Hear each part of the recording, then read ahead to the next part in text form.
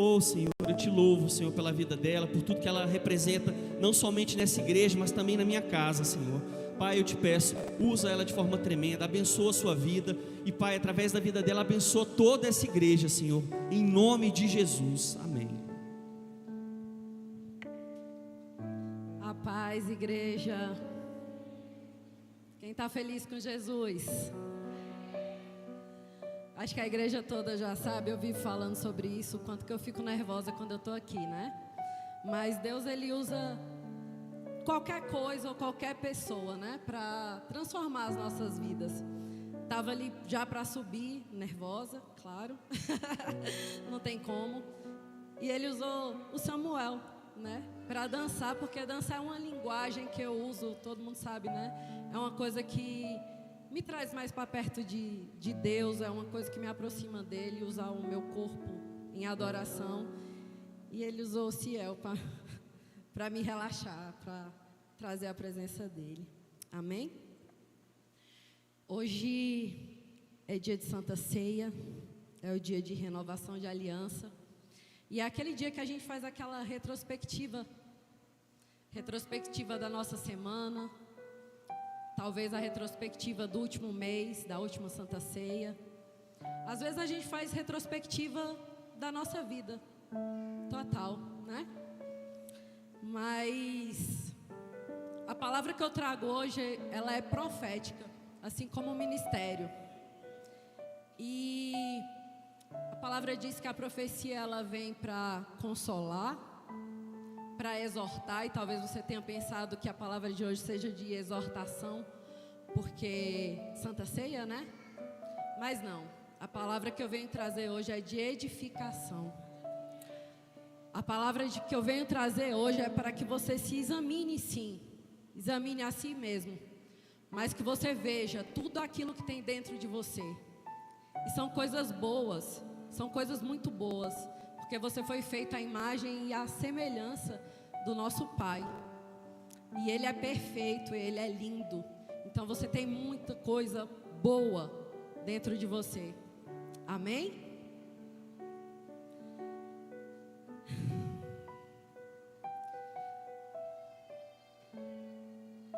Em que pese a oração já feita, eu quero fazer uma nova oração. Pai, eu me coloco, Senhor Deus, aqui à sua disposição. Eu te peço, Rei, que nada de mim, Senhor Deus, seja transferido para eles nessa noite, mas que seja, Senhor Deus, tudo seu, somente a tua palavra, somente aquilo, Senhor Deus, que o Senhor me entregou. Pai, eu te peço também, Senhor Deus, que o Senhor abra a mente, os corações de cada um aqui presente. Pai, que essa palavra, Senhor Deus, seja plantada, Senhor, em terreno fértil, que ela possa produzir, crescer, Senhor Deus, frutificar, Senhor Deus, que ela possa, Senhor Deus, transformar as vidas aqui presentes, que ela transforme a vida do Davi. Como é que é seu nome? O nome dela? Oi? Que ela transforme a vida da Tânia, Pai. Que ela transforme a vida do João, viu, João? Cadê a Thaísa? Que ela transforme a sua vida, Thaísa. Que ela transforme a vida de cada um aqui presente. Eli, que ela transforme a sua vida. Amém? Como eu acabei de falar, desde que eu me tornei pastora, que tem sido uma luta subir e estar aqui nesse púlpito. Eu questionava muito a Deus: como assim, Senhor? Como que eu sou pastora e eu não tenho coragem? E cada vez que eu vou subir no púlpito, eu vou chorar. Eu subo chorando, ou então eu desço chorando, com o sapato molhado de suor. Cadê o pastor Patterson? De tanto transpirar. Eu falei: como é isso? Se o Senhor sabe de todas as coisas, se o Senhor me conhece, como? Porque essa incapacidade, essa limitação. E sempre voltava lá na minha infância, as coisas que eu tinha vivido, e eu me lembrava o tanto que eu era corajosa para isso. Me lembrava de uma vez, de uma missa eu era católica, e missa de 80 anos da minha bisavó, E eu tinha 10 anos e foi eu que fui lá na frente fazer a primeira leitura. E eu era aquela participativa, fiz um acróstico da festa com o nome dela, muitas coisas. E ao longo do tempo eu fiquei com esse medo, essa paralisia, essa coisa, né? E eu falei, Senhor, como é? Mas Ele tinha colocado sim, né? Quando eu voltava lá atrás eu entendia que eu tinha sim essa capacidade, né? Que Ele sabia. E a palavra diz lá em Romanos 9, fala assim: mas quem é você, meu amigo, para discutir com Deus? Será que um pote de barro pode perguntar a quem o fez, por que você me fez assim? Pesado, né?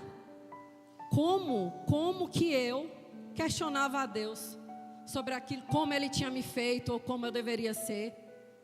Talvez você também se faça esses questionamentos. Deus, por que eu sou assim?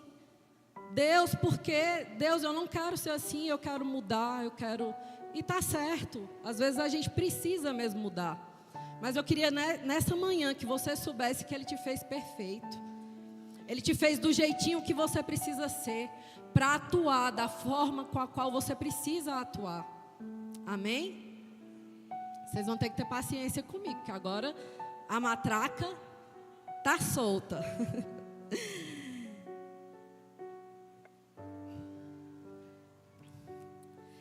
A palavra diz também em inúmeros versículos, eu não vou ficar lendo cada um aqui, mas ele fala que,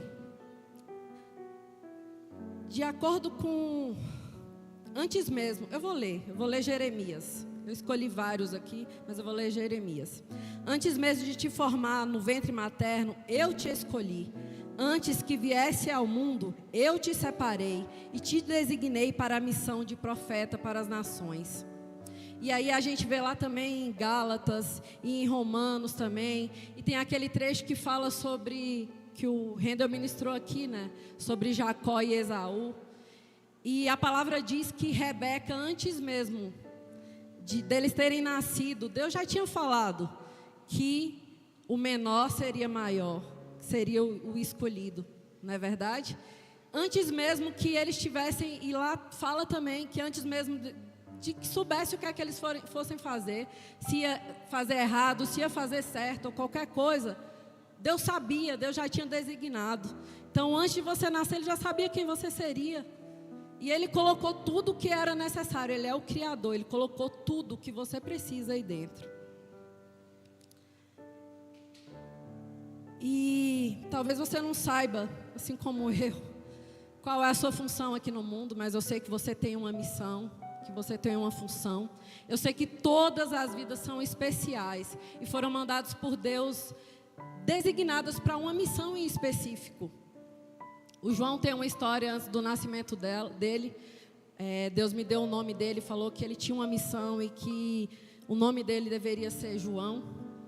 A Malu, quando eu engravidei da Malu, eu tinha acabado de deixar o João com 8 meses na Bahia para ficar 1 mês com minha mãe, porque eu não tinha como criar. Tipo assim, eu fazia faculdade, fazia um estágio, ou eu abandonava tudo, e não era uma coisa que eu pagava, né? Já era um benefício que eu tinha. Então, se eu parasse de fazer, eu ia desistir de tudo, e eu não sabia que vida que eu ia poder dar para eles. Então, eu tive que deixar o João 1 mês com a minha mãe. Foi, eu acho que um dos maiores... assim, momentos mais difíceis da minha vida. E quando ele voltou, eu estava brigada com o pai deles e meio que separada, mas eu acabei engravidando da Maria Luísa. E quando eu engravidei da Maria Luísa, eu queria me matar. Eu ia perder o meu estágio, eu ia ter que parar novamente mais uma vez essa faculdade, que era o que daria um futuro para eles. Quando eu falo que daria um futuro é porque é verdade. Eu morava em Lusiânia, a gente tinha R$200 para fazer compra, para comprar fralda, para comprar comida. Eu brinco que eu não tinha direito de comprar uma lata de leite condensado, que eu adoro, assim, para qualquer coisa, para um brigadeiro, para qualquer coisa. Pizza, açaí ou qualquer coisa, não existia isso não.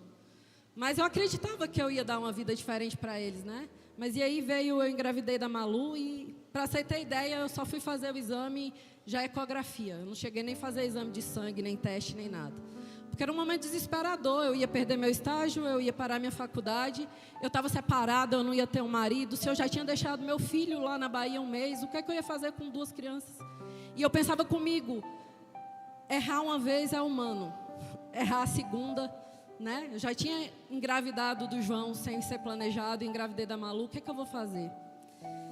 Mas Deus te acompanha, Deus sabe de todas as coisas. E eu perdi um ônibus indo para o estágio. Então pense como é que eu estava chateada da minha vida, muito chateada. E eu ia para L2 Norte, então eu tive que pegar uma rodoviária para não chegar tão atrasada.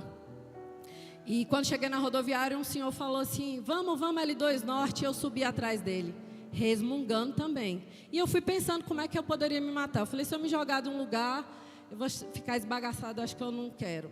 Ficava pensando coisas assim, né? E eu subi reclamando, porque subiu até lá em cima no Conjunto Nacional, 10.000 escadas. Eu falei, para que eu vim atrás? Para que eu vim atrás? Quando aquele homem ligou aquele carro, era aqueles que tem aqueles, sabe aqueles paninhos recortados assim, que coloca em cima do carro? Eu não sei como que chama, assim, são vários pedacinhos de pano remendado, como se fosse um tapete. Era assim. Mas quando aquele homem deu na chave do carro, assim, começou a tocar, renova-me, Senhor Jesus, já não quero ser, enfim. E naquele momento, Deus falou comigo. Foi Ele, foi o Espírito Santo. Eu não era convertida, eu não nada, mas Ele falou comigo. Ele falou, filha, eu estou te dando uma vida, e uma vida é muito importante para mim. Não se preocupe, eu vou mandar a provisão. Gente, eu não tinha feito o exame não, tá? Mas eu decidi, eu dizia que eu não queria ser bancária. Eu falei, agora eu vou fazer qualquer concurso. E eu fiz o do BRB. E até hoje é o que me sustenta. É o que sustenta a minha casa. Eu passei no concurso do BRB, grávida da Maria Luísa. Dentro do número de vagas, eu entrei no BRB grávida de 7 meses da Maria Luísa. Eu entrei em 1º de novembro, a Maria Luísa nasceu dia 20 de janeiro. O João eu ganhei no hospital público, no Agarram, mas a Maria Luísa eu ganhei no hospital particular. Eu tive médico para me acompanhar, eu tinha o ticket, fiquei 4 meses de licença maternidade recebendo ticket, salário, tudo. Porque Deus não volta atrás na palavra, Ele honra aquilo que é a palavra dEle. E uma vida, assim como Ele me disse naquele dia, era muito importante. Está aqui a Maria Luísa, a provisão da minha vida. Amém? Não se desespere, Ele sabe de todas as coisas. Falei demais, né? A gente vai começar agora. Abram comigo lá em Isaías 60, versículo de 1 a 3. Eu não ia ler o título não, mas bati o olho aqui e fala assim, a glória da Nova Jerusalém. Lá diz assim, levanta-se, resplandeça, porque já vem a luz, e a glória do Senhor está raiando sobre você. Porque eis que as trevas cobrem a terra, e a escuridão envolve os povos, mas sobre você aparece resplandecente o Senhor, e a sua glória já está brilhando sobre você. As nações se encaminham para a luz, ó Jerusalém, e os reis são atraídos para o resplendor do seu amanhecer. Amém? A palavra diz que não se coloca uma candeia embaixo da cama. Uma candeia é colocada no candelabro, é para iluminar. Talvez, assim como eu, você não sabe para que você foi feito. Eu também não vou saber chegar aqui e especificar para cada uma dessas pessoas. Mas uma coisa eu posso dizer: você nasceu para brilhar. Você nasceu para resplandecer a glória do Senhor. Assim como Moisés subia, ficou aquele tempo no monte e desceu, resplandecendo ele. Assim é você. Você foi feito para ser luz. Luz onde quer que você esteja. O pastor Enoque não está aqui hoje, né? O pastor Enoque disse que eu só sei ministrar falando sobre a minha vida. E hoje eu vou mais uma vez contar mais um pouco. Já contei um pedaço, né? Mas eu vou contar mais. Um pedacinho só.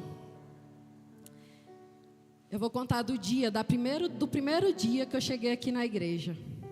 Primeiro dia que eu vim na MAP. Esse dia foi 16/5/2017. Eu era do mundo mesmo. Eu tinha acabado de me separar. E eu estava perdendo tudo. Eu perdi tudo para eu vir para Jesus. Acredito que vocês estejam aqui. Então, creio que vocês já sejam todos salvos, que todos vocês já tenham aceitado Jesus. Mas eu tive que perder tudo para eu vir. Eu era do mundo mesmo, de festa, de bebida, de dançar. Só que hoje eu uso a dança para adorar o meu Rei e Senhor. Hoje eu tenho outra vida de verdade, né? Eu dizia que eu nunca seria crente. Se qualquer pessoa falasse para mim assim, você vai ser crente, eu falava, nunca. Aquele povo não é feliz. Aquele povo não bebe, aquele povo não nada. Olha a visão da pessoa, né? Mal sabia eu que eu era escrava. Eu achava que os crentes que fossem, né? Porque ficavam presos, amarrados. E hoje eu vejo que eu sou livre.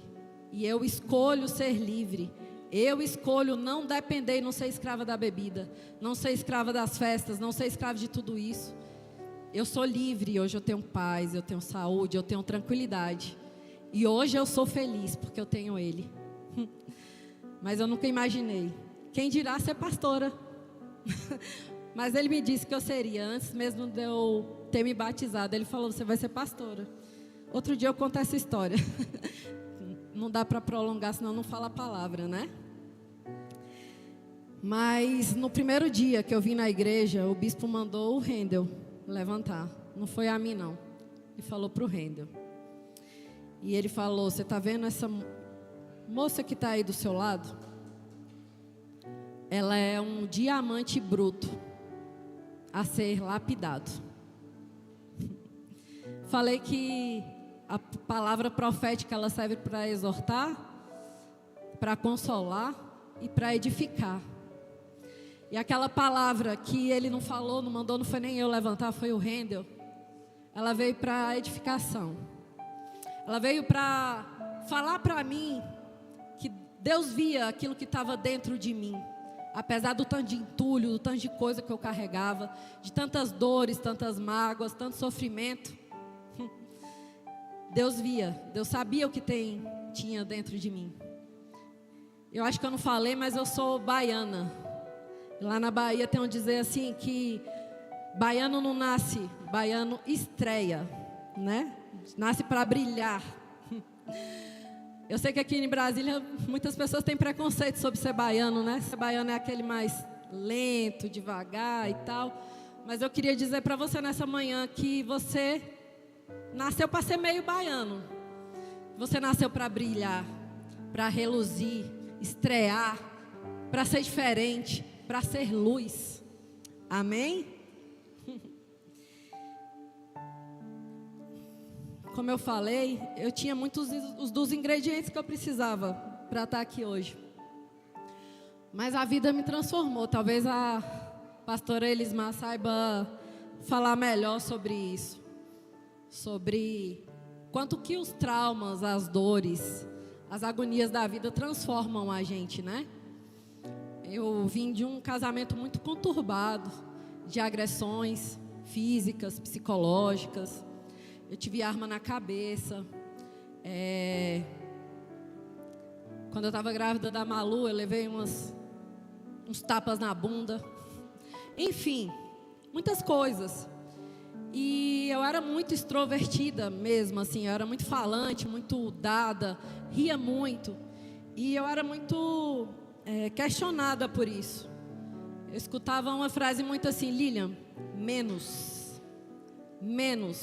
Se eu gargalhava alto, qualquer coisa desse tipo, eu acredito que isso foi me fechando, foi me deixando mais contida. Eu fui perdendo a minha identidade, que é o que Satanás quer que a gente perca, né? como eu acabei de falar, Deus sabia para que você veio. Deus colocou tudo que precisava dentro de você. Ele colocou tudo que precisava. E o que é que Satanás quer? Ele quer mentir para você. Ele quer fazer com que você perca aquilo que Deus colocou. E aí eu fui me fechando, fui me reprimindo e subir aqui era muito difícil. Era muito difícil para mim. Eu não queria estar em evidência, eu não queria ser baiana e estrear. Mas era preciso. Era preciso. Tudo que eu passei era necessário para eu ser quem eu sou hoje. Era um processo. Eu tinha meio que complexo de inferioridade. Eu tive depressão muito forte, como eu já falei. Aos 16 anos eu cheguei a tomar remédio para me matar. E durante esse período que eu falei, de casamento conturbado, de todas as coisas que eu passei, em muitos momentos eu pensei em me matar. Eu passei um período afastado do trabalho, passei 6 meses tomando medicação. Não era só medicação, não. Eu tomava medicação e eu bebia. Tomava medicação e eu bebia todos os dias, por 6 meses. Até eu parar para Deus, né? Falar, o que você está fazendo da sua vida? Né? O que você produziu nesses 6 meses? E aí eu decidi voltar para a minha vida, tomar as rédeas. E percebi que tudo continuava do mesmo jeito. Tudo continuava da mesma forma. E era eu que tinha que organizar e resolver, né? Não adianta você tentar fugir, usar qualquer meio, qualquer artifício para fugir daquilo que você está passando. Porque quando você volta, você para no mesmo lugar. Você tem que resolver, você tem que decidir, é você que tem que fazer. Não adianta você ficar vivendo ciclos. Enquanto você não aprender aquilo que você precisa aprender, você vai viver ciclos. Você sai de um lugar, anda, e quando você vê, você está na mesma posição. Você está no mesmo lugar, tendo que tomar a mesma decisão. E você continua insistindo e seguindo no mesmo ciclo. Vou falar hoje para você. Viva o processo. Eu sei que é dolorido. Eu sei que é complicado. Mas Deus quer te transformar para você ser aquilo que Ele quer. Um diamante. Um diamante. E a gente vai falar hoje um pouquinho do diamante. Vou seguir aqui porque hoje é Santa Ceia, a gente não pode alongar. Aprendi com o meu bispo, né, bispo? Eu fui pesquisar o que é um diamante, como ele é formado e etc. E é isso que eu vou falar aqui com vocês hoje. Amém? Eu vou ler aqui. Os diamantes são formados por um único elemento químico, o carbono. Devido às estruturas e às condições em que são formados, o diamante é uma substância natural mais dura conhecida pelo homem. Na verdade, diamante é uma palavra de origem grega, derivada da palavra adamas, que significa indestrutível. Amém? Eu sou indestrutível. O bispo disse que eu era um diamante. E eu estou aqui nessa noite para profeticamente te dizer: você é indestrutível. Amém? Eu era composta de carbono. Eu tinha tudo dentro de mim. Mas era necessário eu passar por um processo para eu me tornar um diamante. Vamos ver qual que é o processo? Os diamantes, eles são formados na base da crosta terrestre, a pelo menos 150 quilômetros de profundidade. Para você ser formado, você precisa chegar lá no fundo do poço, se você quiser ser diamante. É lá no fundo, é lá no profundo, é que você é formado. Você é composto de carbono, mas é só lá no fundo. Só lá no fundo. A condição que você precisa para você se tornar um diamante indestrutível. Para que se formem, é necessário que estejam em um ambiente estável, com temperaturas de 1.300 a 1.500 graus Celsius. A água entra em ebulição com 100 graus Celsius. E de 1.300 a 1.500. Você está disposto a entrar na fornalha? Você está disposto a passar pelo fogo? Não é passar pelo fogo e ter uma brechinha ali, um respiro, não. Que fala temperatura estável de 1.300 a 1.500 graus. Não é entrando e saindo para quero respirar, quero ter um respiro, não. Você vai se manter lá, no fogo. Porque você vai virar diamante, indestrutível. E é preciso passar por determinadas condições de pressão. O processo dói, né? Mas todo processo nosso é isso mesmo, não é isso? É você no fundo do poço. Quando você pensa que chegou no fundo, ainda não chegou. Não é assim? É você passando pelo fogo. Você sendo queimado, purificado. E é você aguentando muita pressão. Esse é o processo. Você se reconhece dentro de um processo? Ou se reconheceu algum dia? É um processo. Não é em vão, é Deus te formando. Eu tinha que passar por aquelas agressões. Eu tinha que passar por tudo aquilo que eu vivi. Eu precisava passar. Porque Deus tinha colocado, tinha me feito de carbono. Mas eu precisava virar um diamante. E foi assim que eu cheguei na igreja. Depois desse processo de formação do diamante. Mas a gente pensa que depois do processo de formação terminou, né? A gente se esquece que o diamante foi formado onde? 150 quilômetros embaixo da terra. Dá para a gente ficar lá? A palavra diz que não se deve esconder o velador embaixo da cama, embaixo da mesa. Ele precisa estar no candelabro e ser visto. Então agora vai começar o processo. Aquela zona de expulsão. Aquele momento, Bruna, que você está no lugar que você já foi forjada, formada. Mas que é hora de você sair. Porque você precisa brilhar. Sair da zona, sair daquele lugar que você está é difícil, né, gente? Outro dia, não sei se foi o bispo que falou aqui em cima que sempre que Deus quer fazer algo grande, Ele te muda, né? Te tira do lugar que você está e coloca em outro.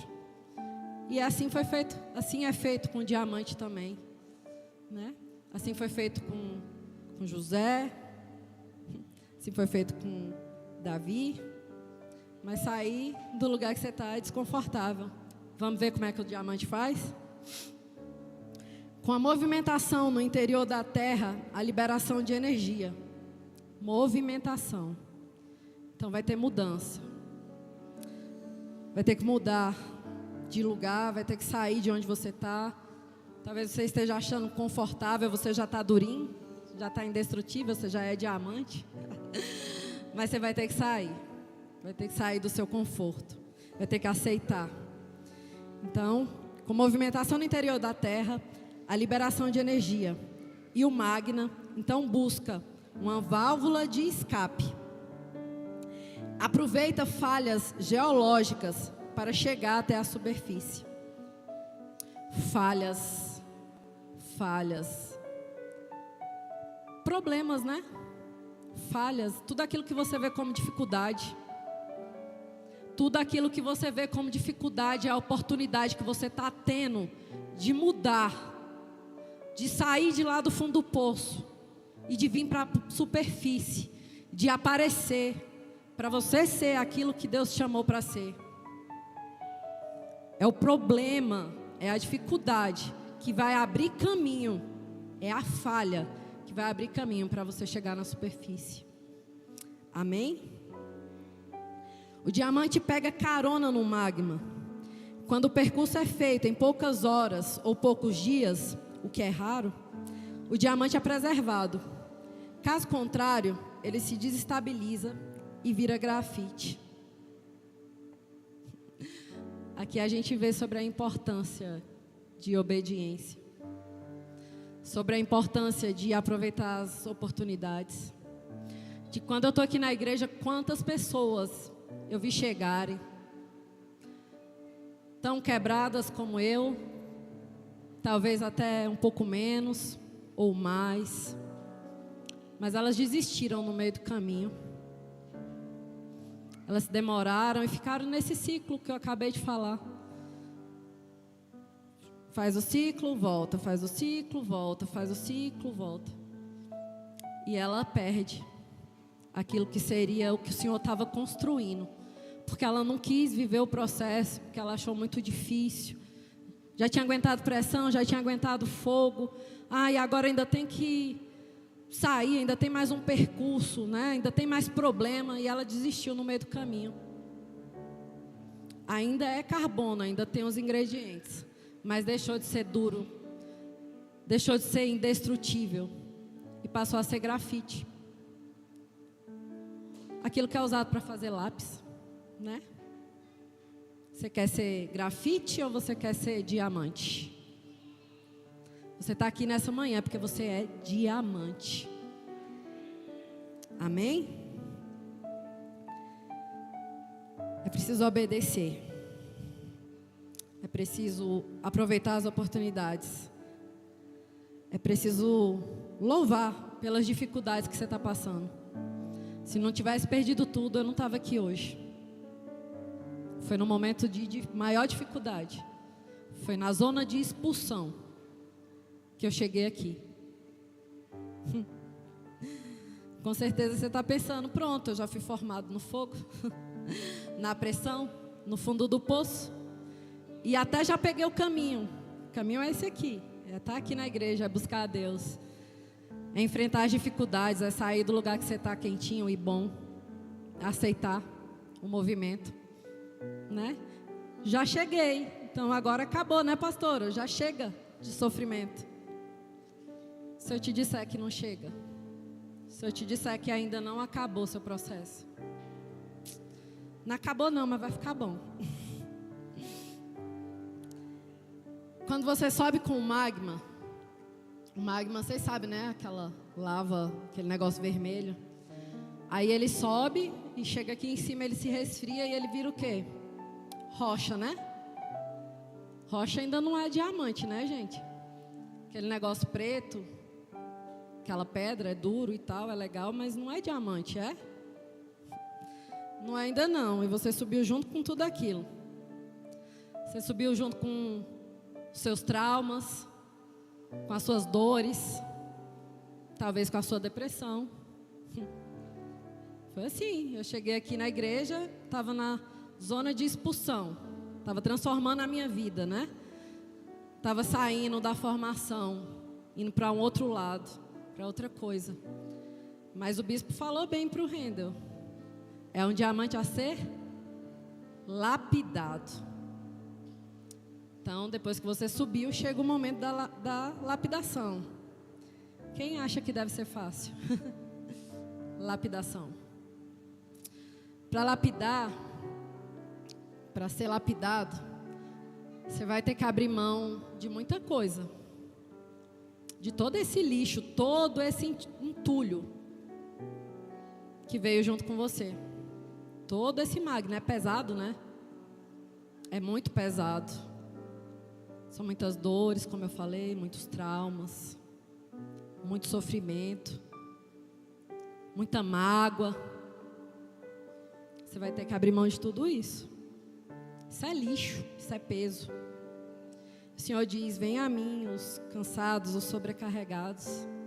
E Ele quer te lapidar e tirar tudo isso. Mas não é só isso que você abre mão. Porque você concorda comigo? Tipo, para tirar, para lapidar, vai tirar lasquinhas de você também. E essa parte eu acho que é pior. Aí talvez você fale, eu já abri mão dos meus amigos, já abri mão da vida que eu tinha, da bebida, das festas, das músicas mundanas, como eu abri. Mas aí Deus fala comigo, você vai ter que abrir mão de você também, de pedacinhos seus. Você vai ter que abrir mão do seu orgulho. Você vai ter que deixar de ser tão brava, imponente, respondona, de não aceitar ordem de ninguém. Outro dia eu estava falando, até falei com a bispa, né?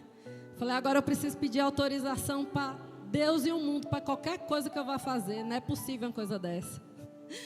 Antes eu acordei hoje inspirada, vou fazer isso. Ia lá e fazia. Eu tive que abrir mão disso. Para eu fazer qualquer coisa eu tenho que pedir para o meu marido, tenho que pedir para a bispa, para o bispo.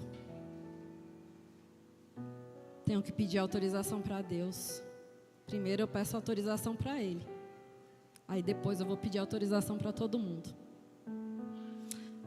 Ah, pastora, mas você disse que você agora é livre. Não. Eu achava que antes eu era livre, porque eu fazia as coisas desse jeito. Só que eu não era indestrutível, eu não era forte. Eu só quebrava a cara. Só quebrava a cara. Lembra da grafite? Do lápis, da ponta do lápis? Facinho de quebrar, né, gente? Facinho de quebrar. Agora não. Agora eu tenho quem me sustenta, quem me fortalece. E Ele é indestrutível. Ele me fez a imagem e semelhança dEle. E Ele me sustenta. Amém? Deixa eu achar aqui o trecho em que da lapidação. Como o diamante é um material mais duro que se conhece na natureza, lapidá-lo não é moleza. Você não é fácil não, hein, irmão? Sem contar o alto risco de se estragar, né, a pedra. E há duas formas de se cortar o diamante bruto. O método mais comum, o diamante é partido com um rápido golpe em algumas pedras. Porém, essa técnica não funciona.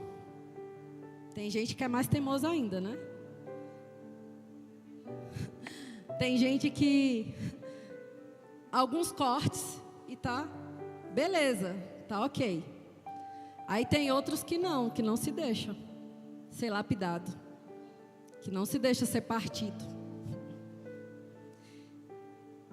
Vamos ver qual é a técnica usada nesses casos? Em algumas pedras, porém, essa técnica não funciona. Usa-se então a serragem, processo longo e tedioso, feito com a serra elétrica rotatória. Irmãos, se dói você ser cortado e lapidado rapidamente, imagina você ser serrado. Que é mais fácil? Aprender logo, se deixar passar pelo processo. Você já sofreu tanto para virar diamante. Você já sofreu para subir, para chegar à superfície. Eu acho que eu fui lapidada rapidamente. Eu acho que eu aceitei o meu processo. Foi tudo muito rápido, né? Como eu falei, eu cheguei aqui em 2017. Em 2017 eu cheguei aqui. Em 2020 eu fui ungida pastora. Chega, irmãos, chega de sofrer. Aceita. Como que é aceitar, pastora? Se submeter. Perguntar para Deus, Deus, o que você quer de mim? Como eu acabei de falar. Pedir permissão para Ele, para cada coisa que você vai fazer. Vai doer menos. Eu te garanto, vai doer menos. Aceita. Aceita. Ele é perfeito. Ele é pai. Quando você vai fazer uma coisa para o filho, tipo assim, que você sabe que seu filho vai sofrer, você quer fazer da forma mais rápida, tipo assim, para evitar o sofrimento, não é isso? Você está machucando não somente a você está machucando a ele. Porque como pai, ele sofre muito vendo você passando por tudo isso, por essa dor, sendo machucado, ferido. Ele sabe que é por um bom motivo. Mas você que é pai sabe que, tipo assim, às vezes o seu filho precisa de uma injeção, precisa de alguma coisa para ser curado, para ser transformado, né? E você, você sofre junto com ele. Então aceita. Seja lapidado rapidamente.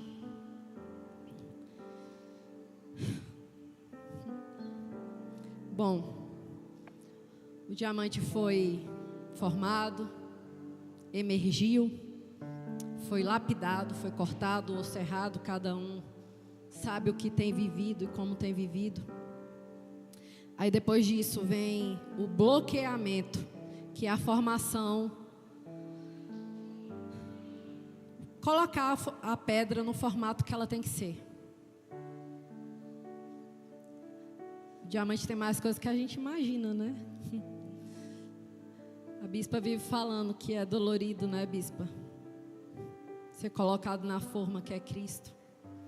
Ele é nosso modelo. Esse é o formato que a gente precisa estar. E o diamante precisa de um formato, não é só pegar a pedra de todo jeito, né? Ele precisa ser. Então, depois do corte, vem a etapa do bloqueamento, em que o diamante é raspado em outro, até que se aproxime do formato desejado. Ele é raspado em quê? Em outro diamante. Quem lembra do dia que o bispo ministrou aqui sobre as pedrinhas de Davi? As pedrinhas que Davi pegou no rio e que eram lisas. E que ele ministrou muito bem, falou que para elas serem lisas, elas rolavam no rio e elas batiam umas com as outras para serem lisas. Assim também é com o diamante. Você vai bloqueado e você vai entrar na forma de Cristo, com a ajuda dessa pessoa que está aí do seu lado.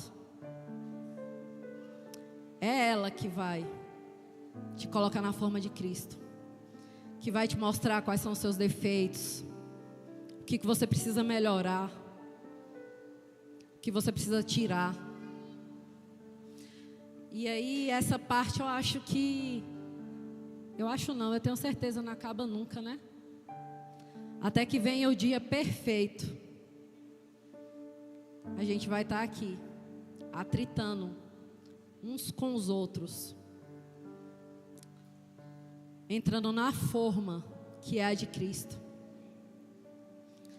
Mas vai valer a pena. Vai valer a pena porque você está se tornando um diamante, uma pedra preciosa, rara. Você está agregando valor a você. Agregando valor. E eu descobri recentemente que uma das coisas que me impediam de estar aqui em cima era estar me comparando com outras pessoas. Às vezes você olha para alguém e fala assim: nossa, talvez você esteja olhando para mim, né? Tem 5 anos de convertido e está aí ministrando. Às vezes você olha e fala assim: nossa, eu prefiro. Eu queria muito ser como o bispo. Eu tenho parâmetros altos aqui dentro, né, da igreja, assim. Então eu olhava para mim e falava assim: como é que eu vou subir ali em cima? Isso me travava, me impedia. Ele teve o processo dele, eu tenho o meu. A bispa teve o processo dela, eu tenho o meu. A Bruna teve o processo dela, eu tenho o meu. Cada um tem o seu processo, a sua condição. Então, não se compare. Tem aqui fala assim, que em geral, os brilhantes pequenos, eles são lapidados em um único dia. Já as pedras grandes, esse trabalho pode levar mais de 1 ano. Então talvez você esteja se comparando com alguém, mas é porque você é uma pedra grande. Você tem mais valor. Quando te colocarem na prateleira, o preço vai ser totalmente diferente daquele pequenininho que passou por um processo menor do que o seu. Porque quanto maior o processo, é maior a pedra. E a gente sabe que quanto maior a pedra, maior é o valor que ela tem. Então não fica olhando hoje, você está aqui no processo, passando pela lapidação, e você está olhando para a pedra que está lá na prateleira. Você está olhando para o bispo, você está olhando para Bruna, você está vendo o valor que eles têm. Mas talvez o seu processo esteja demorando, porque quando ele terminar e que você for colocado do lado daquela pessoa que você está se comparando,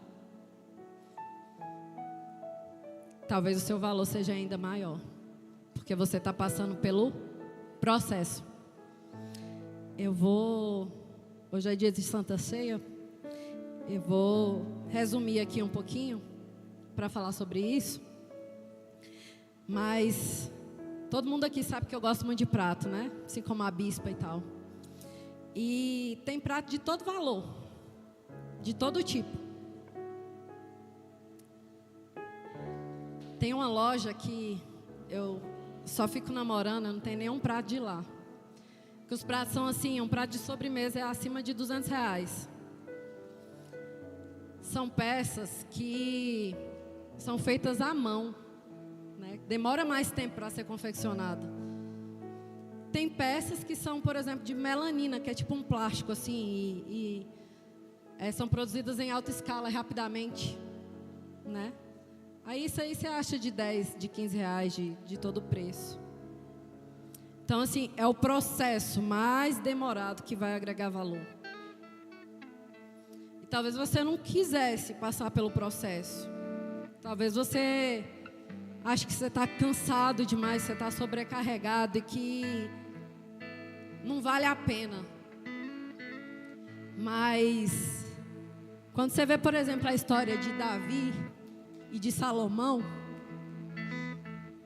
você vê o quanto que Davi passou por processos. Ele foi um homem renovado, ele errou, mas ele teve o caráter forjado em Deus, não é verdade? E veio o filho dele, e inicialmente o filho dele orou a Deus, e ele pediu por sabedoria. Ele foi criado, formado, forjado por Davi, que era o pai dele, que tinha passado por tantos processos, né? Pediu por sabedoria e foi o homem mais sábio, mais rico que existiu.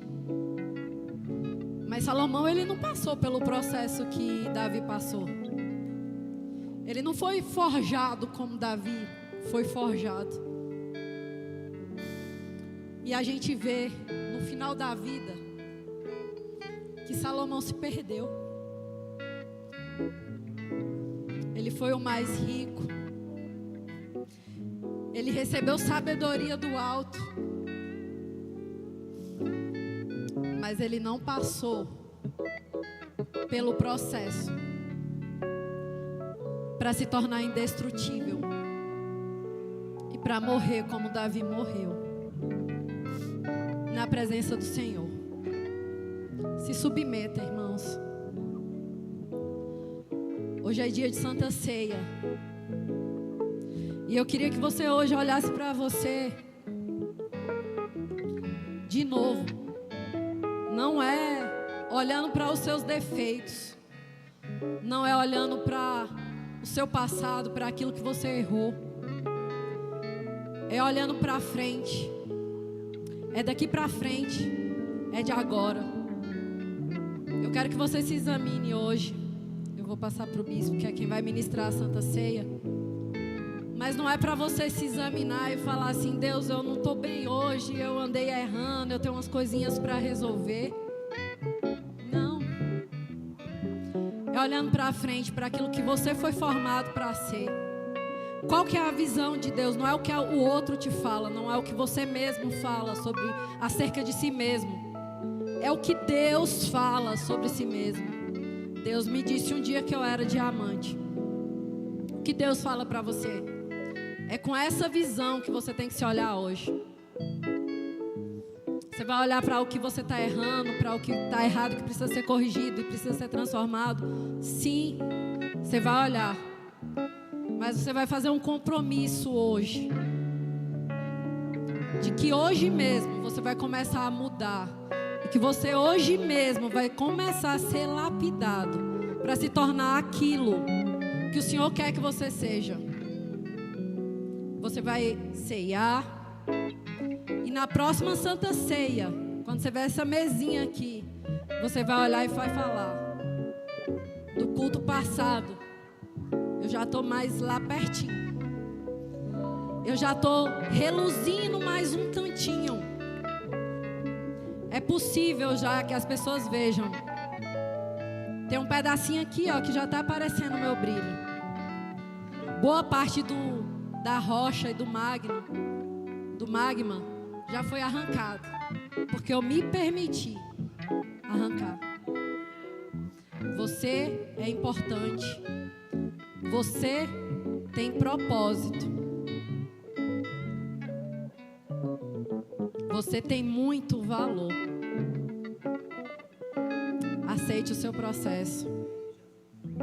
Aceite ser lapidado. A honra, a glória, a força e o poder ao Rei Jesus e o louvor ao Rei Jesus. Você pode dizer nessa manhã?